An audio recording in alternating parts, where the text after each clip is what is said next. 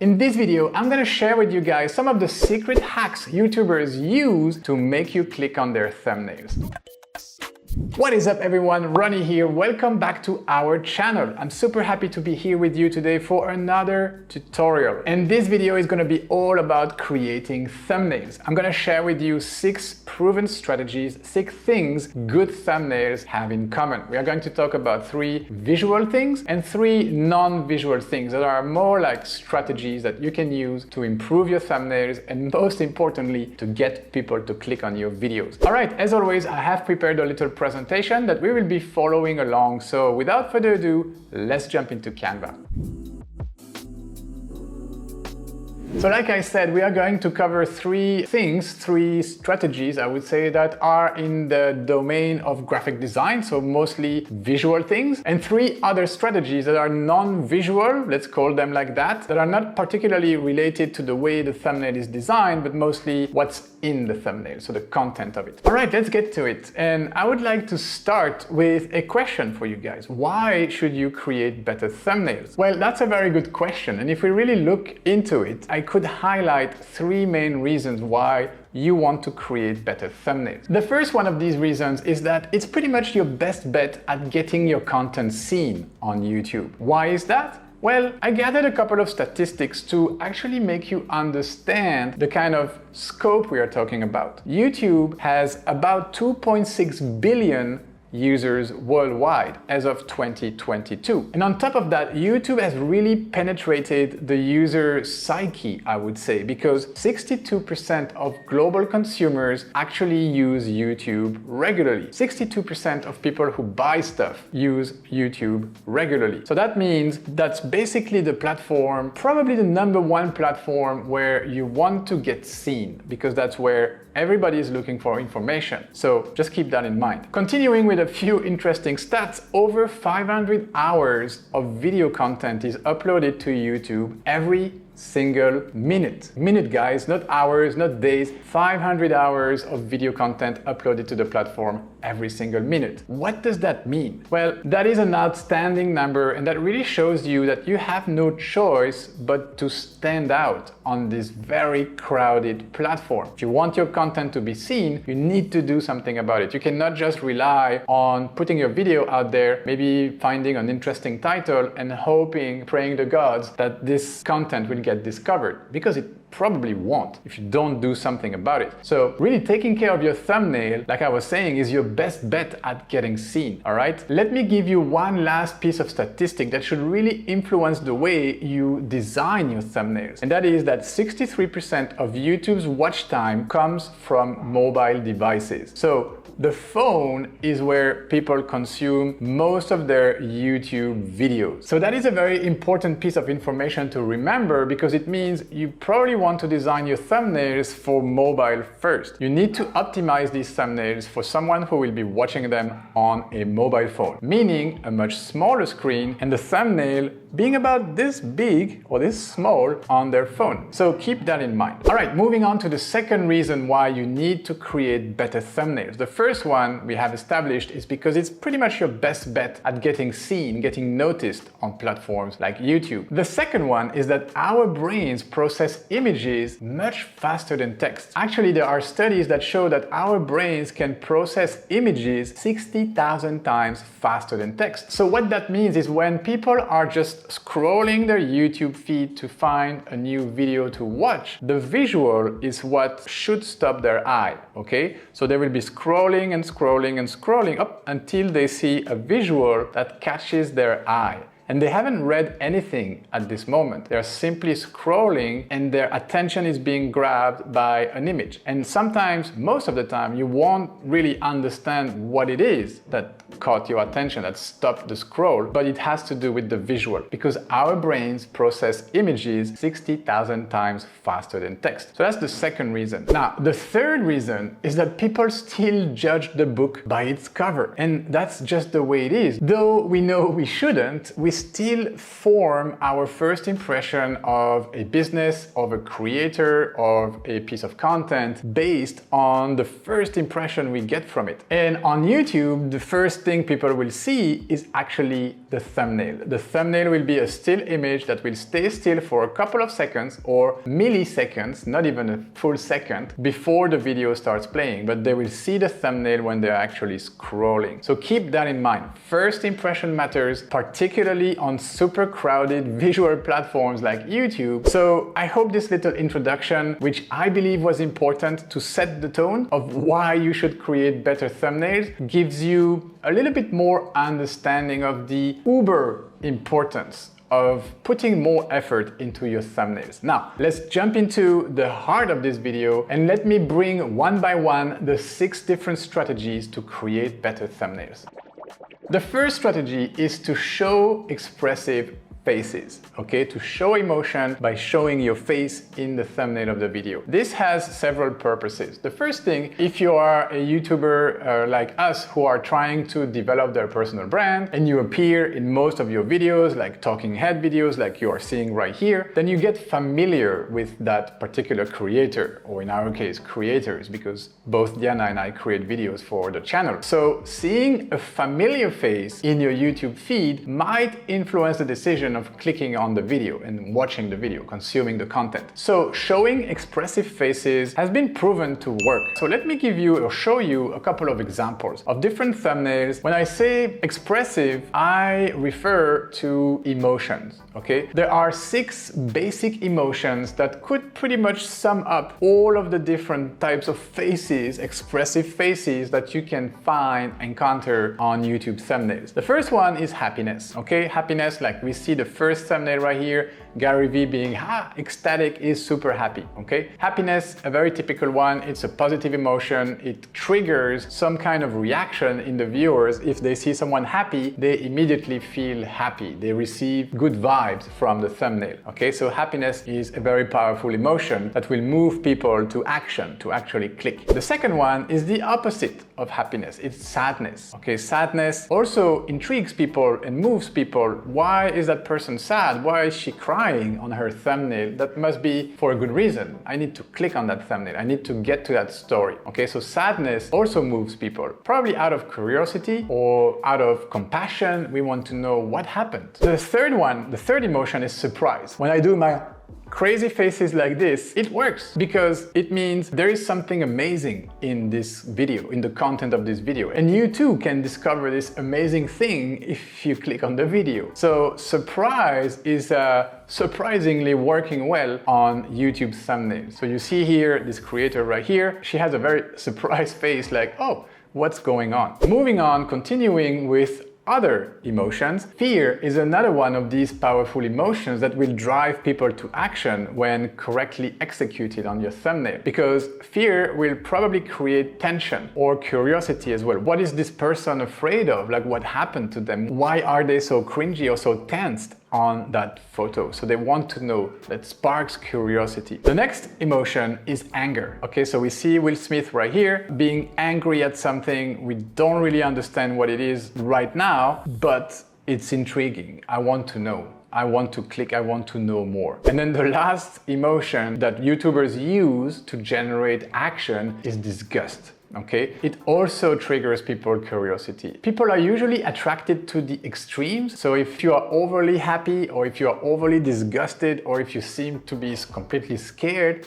because there is so much content, the middle of the pack usually don't cut it. Okay, you need to go towards the extremes in terms of emotions in order to generate a reaction from the people mindlessly and very quickly scrolling through your content on their mobile phone. So that is the first thing I observed good thumbnails have in common when we talk about visual hacks. They use expressive faces. And that is why Diana and I both have created along the years a collection of portraits of ourselves in all sorts of different situations and emotions. We took our time to really research these poses and to shoot them. And when you use Canva Pro and have access to the background remover, it's actually super easy to process these photos. So I do have a folder right here with a bunch of photos of myself. We had the chance of having this blue background. Now we don't because we are traveling, but we had this blue background in our studio. So it's actually very easy for the background remover to do its job of getting rid of that background.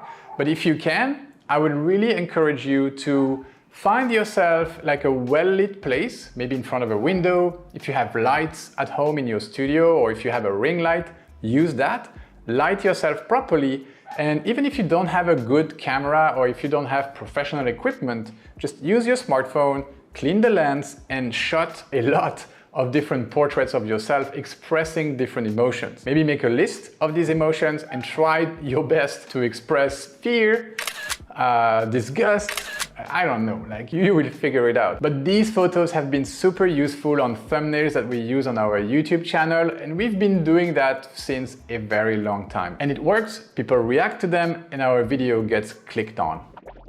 All right, moving on to the second strategy to creating better thumbnail. And we are still talking about the visual strategy. The second one is to use big and bold fonts to create text for your thumbnails, okay? It is super important that you understand that most people will consume your content and view your thumbnail for the very first time on their mobile phone. So one way I try to put myself in this particular situation is by reducing the size of my canvas, okay? So the size of my page within Canva. You can use the zoom feature in Canva right here to zoom all the way down to 10%. When you are at zoom 10% on a normal computer or on your laptop, you are pretty much reproducing the viewing conditions of a viewer seeing your thumbnail from their mobile device. So if you can read everything properly, if you can see every single element on your thumbnail at 10% and it's still super legible, you understand what's going on, then you're good to go. That's a good test, a good proof of fire that I always do with the thumbnails that me or my team creates for our videos. You put them at 10%. If it still looks good, if it's still easy to understand what's going on, then the scale is good, okay? And so what would be an appropriate font size for making sure everything is still legible even when reduced at zoom 10%? Well, from experience, I figured that you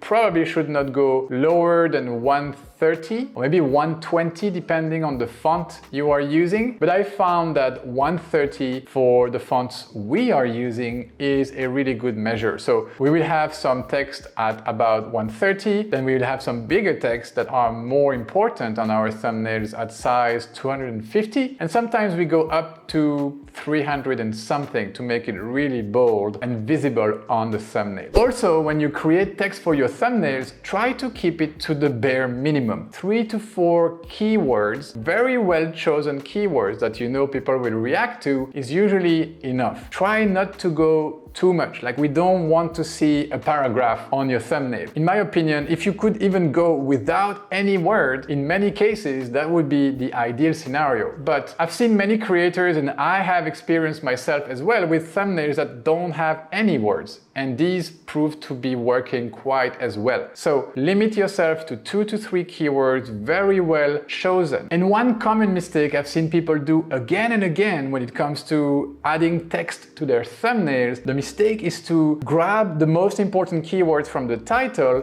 and simply repeat them on the thumbnail. This is a big mistake because, in my opinion, the thumbnail and the title needs to work together. And we will talk about this in a minute, but they need to work together. They don't need to be redundant. If they are redundant, basically you're wasting one or the other. There's no need to repeat the exact same keyword in your title and in your thumbnail. You have a very limited amount of characters to play with, or a very limited amount of space on your thumbnail to put information, to tell a story. So do not waste it by repeating the exact same information that you already have on your title. So do not repeat the same keywords. Try to find something that is complementary, that works well together. a combination of title and thumbnail that work together, not repeat themselves. That's super important. Please consider that the next time you create thumbnails for YouTube. All right, now moving on to a couple of fonts that I find appropriate for your keywords on the thumbnails, because they are big fonts, they are fat fonts, and they are highly legible,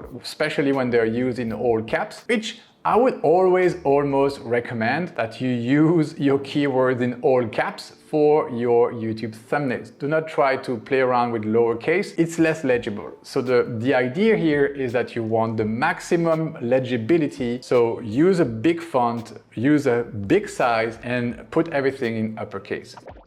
All right, we are making good progress, guys. Moving on to the third visual strategy to improve your thumbnails, and that is to create contrast on the thumbnail to make things pop, okay? Contrast is super important, though it is mostly like an unspoken rule. People do it, or when they don't do it, the thumbnail might not perform very well, and you don't exactly understand why, but creating a higher contrast will pretty much help people see your thumbnail. You remember when I stopped scrolling on my phone on that yellow thumbnail with a big camera and a black text? Black and yellow, one of the highest combination when it comes to contrast. Black and yellow never fail, black and white never fails. Try to find a very high contrast between your background and your text, the color you will be using for your text, for your keywords. All right, so let me show you a couple of different ways to create contrast. If I have this blue color background, by using a very contrasty color like this pink right here,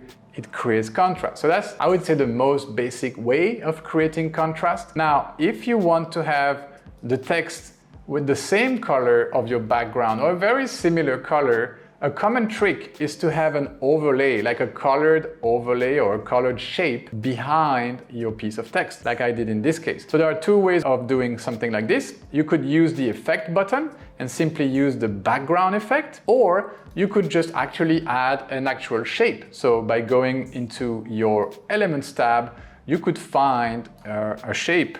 So if you clear that search right here and you scroll down a little bit, you would see your lines and shapes. Click on See All, and you then have a bunch of different shapes that you could use to put your text on top of in your thumbnail. So I highly recommend you create that contrast either with a different background and color for your font.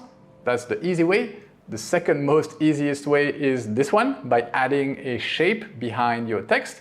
And then there is one more way of doing this. If you have an image as your background and you need to have a color which is not too contrasty, like the easy way here would have been to use the same pink color. Like this pink color on these clouds would have worked. But I wanted to show you a third way of adding contrast, and that is to add another effect. Here I'm adding some sort of a shadow effect. In this case, it's called Echo, and I'm giving this Echo color a black color, so it stands out. You see these shades right here under the letters, so that's the Echo effect. It could work also probably with the shadow if you change the color for a darker color, like something like this.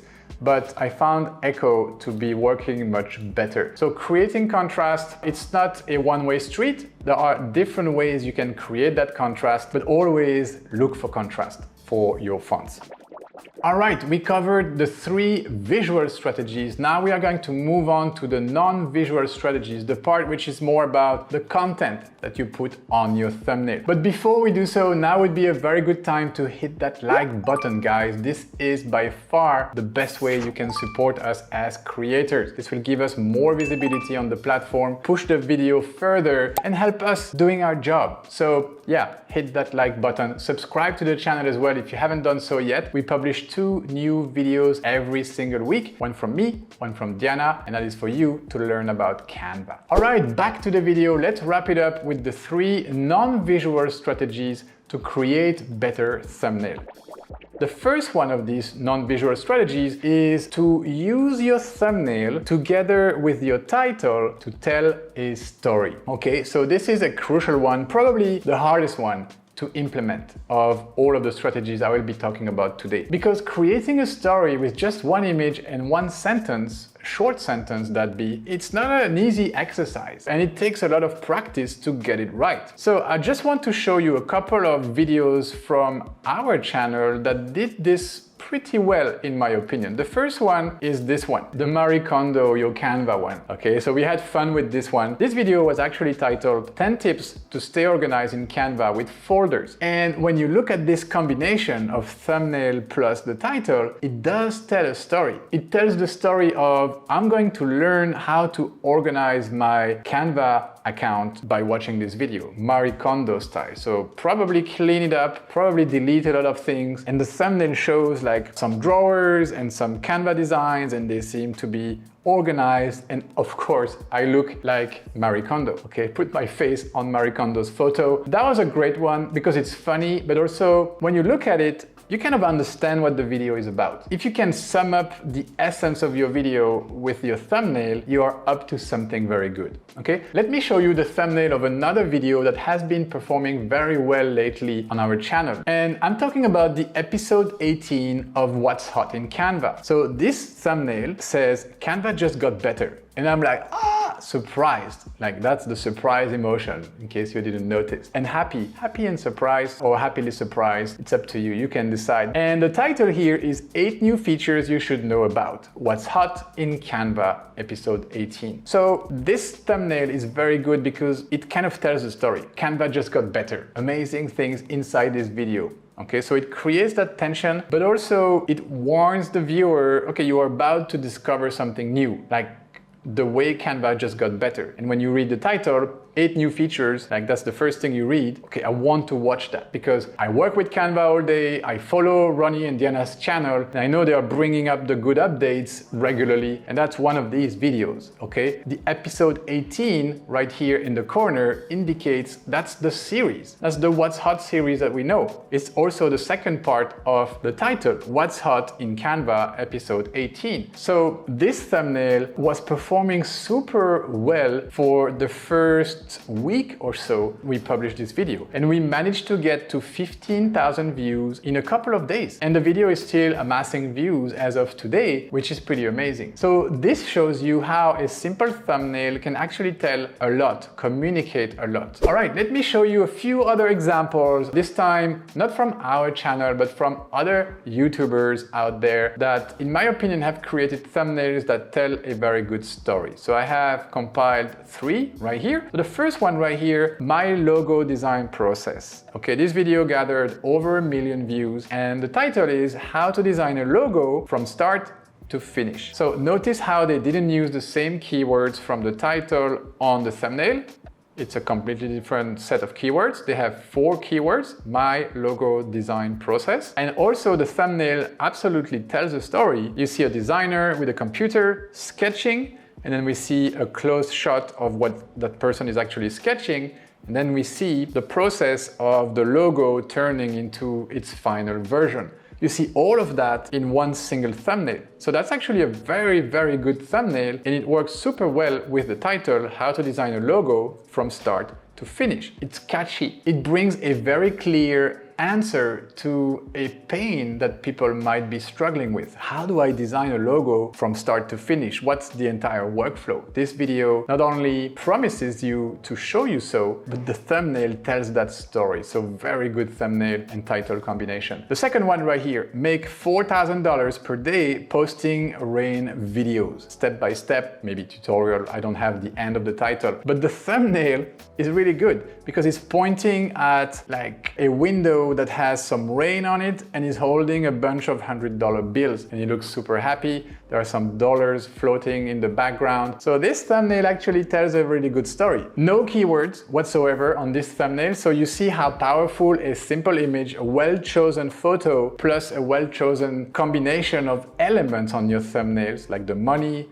the rain, the finger pointing, the expression, and then a shadow behind the guy to create more contrast. You see how all of these principles that we have talked about contribute to making a great thumbnail even without any single pieces of text. So yeah, I think this one works super well. The last one from Will Patterson, who is a creator that I really follow and enjoy on YouTube. I paid 5 designers to design the same logo plus packaging. And you see on the photo, like he's like waiting to see what's coming up. And so you see $1,000 and $100. And then you see on the other side, kind of a split screen situation, the final outcome, but it's been blurred out. So creates that element of suspense, of mystery, that if you want to see what the $1,000 designer came up with, you need to click on the video. All right, one thing you absolutely need to avoid when you're trying to tell your story with your thumbnail is to create a thumbnail that is too crowded, that has too much information going on. So I have a couple of examples here on this slide. You see, like, sometimes when it's too much,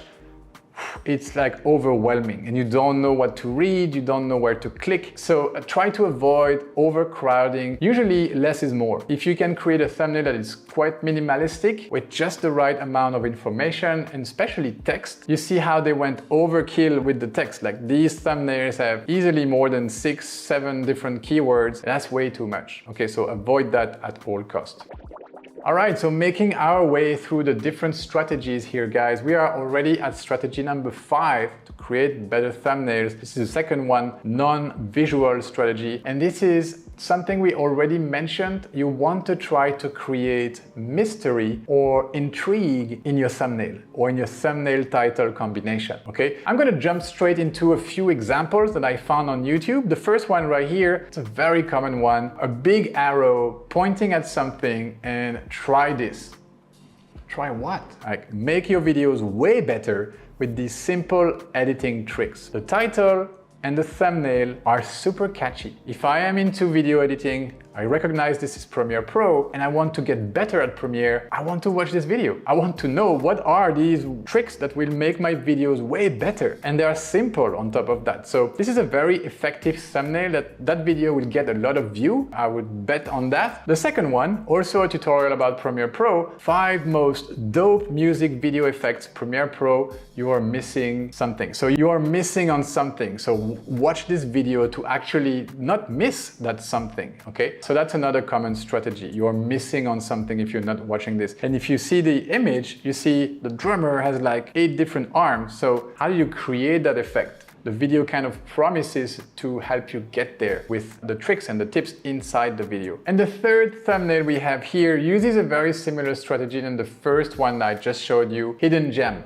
Okay, hidden gems, or you have to try this, or like these kinds of catchy calls to action with arrows and stuff like that usually work very well because it creates intrigue, it creates a mystery. People want to know, okay? So I wasted hours looking for these hidden DaVinci Resolve settings. And you see the settings, but they're blurred out, so you don't know what it is. It creates mystery, it creates tension, creates intrigue. So it's a very powerful strategy to get people to click on your videos. You want to hook people with your thumbnail or your title. You just want to give them a good reason to click. Be very careful because the border between being click-worthy and being clickbait is very thin. Clickbait pretty much means you are promising something, you are hooking people with something that you're actually not delivering in your content. So as long as you deliver on the hook, it's not clickbait, it's just hooking people. So just keep that in mind.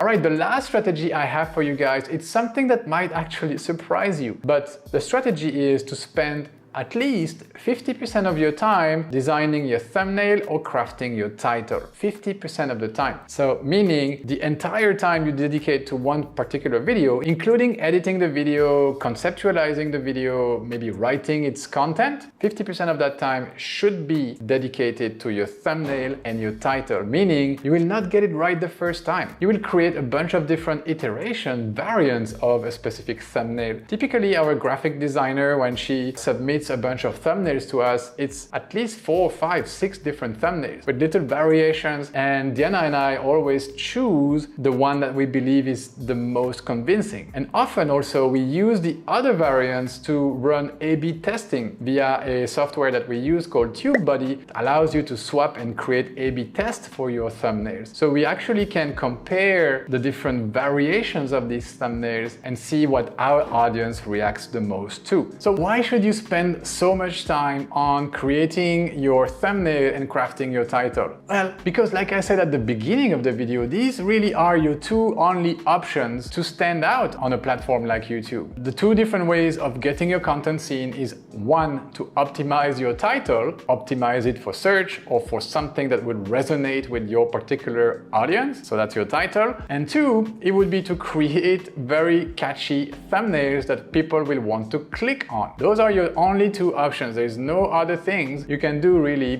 to get people to see your content, to discover and consume your content. So knowing that, you want to really spend some time. You could have the best video in the world. If nobody clicks on that video, nothing's gonna happen. And you could have an average video with a very good and catchy thumbnail title combination that gets a lot of traffic. And if people find value in that video, they will keep watching. So think about that, okay? Think about how can you make sure people will discover your awesome video. One of the way I do this is before I even start writing the content of the video, I spend a good amount of time figuring out first the topic. What am I going to talk about today? Second, once I have a topic in mind, okay, I know I want to talk about YouTube thumbnails. How do I optimize the title? So optimizing the title for me, it's a long process. I go on TubeBuddy, I search, I try different keywords combination, and I try to see which one gets the most traffic. Sometimes I research the competition. I type the different variations of the title on YouTube and see what videos are there and which ones are the best performing ones. So there is a big effort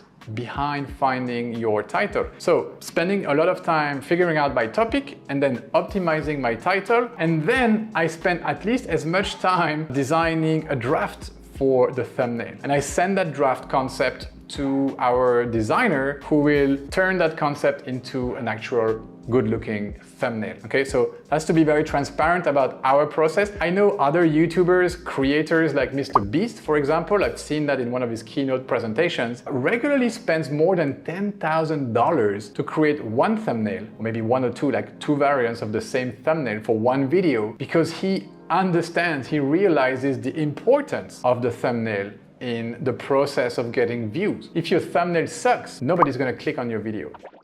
So I'm gonna leave it here for today. Let's quickly recap. Today we talked about 6 characteristics of good thumbnails, 6 things good thumbnails have in common, or 6 strategies to create better thumbnails. So these are all variations of my title, as you can see. So you might see the title of this video changing from week to week.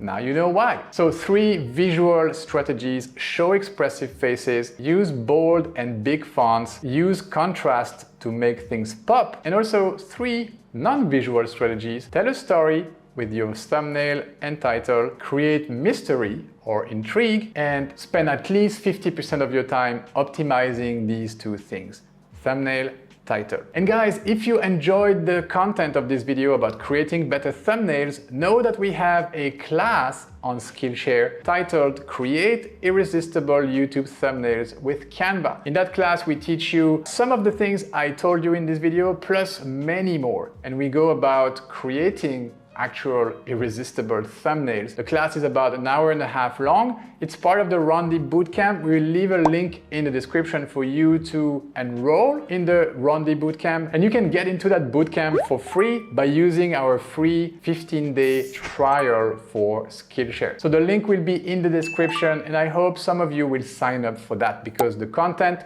is really good. All right, I have finished this video. Thank you for watching until the end. If you're still here, you are a legend, and I will see you in the next video.